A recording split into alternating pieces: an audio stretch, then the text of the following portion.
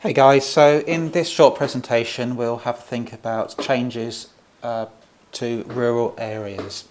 So one of the things we'll be looking at is rural depopulation.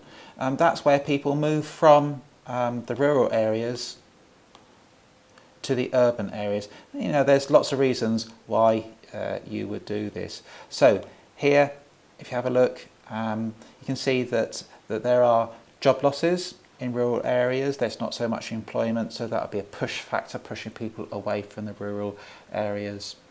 We've also got here as well competition from abroad. So if you talk to a lamb farmer in the UK, they will say that their lives are made very, very hard by imported New Zealand lamb, and what that means is the farms are actually closing down in a lot of rural areas in the UK. So you can see that here that we got rural depopulation, and that's the push factors, the factors that encourage people to leave the place in which they live to move somewhere else. And that general trend is from rural areas to urban areas to seeking employment opportunities and maybe more exciting life. But that's not the only thing that's going on here. You've also got counter urbanisation. That's in the opposite direction, and people are getting fed up with the larger towns. They're very polluted, they're very, very stressed out, and maybe when they retire or they have a young family, they move out of very large towns into smaller towns or villages, and we call that counter urbanisation.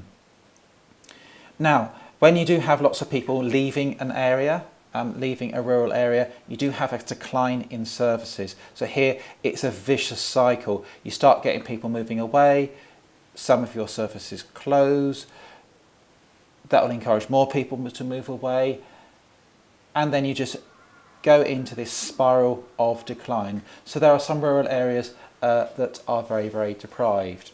So once you start on that cycle, it can be very hard to get off that cycle.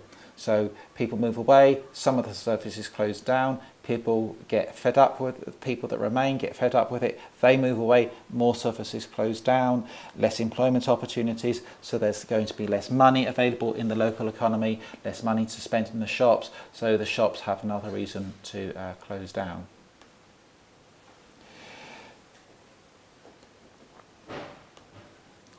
A very, very good example of the reverse trend of that is where people actually move to a rural area. And the case study that you're going to look at is the Isle of Skye. Now, I've been to the Isle of Skye, absolutely beautiful, really, really nice, fresh, crisp, clean air, lots of open space.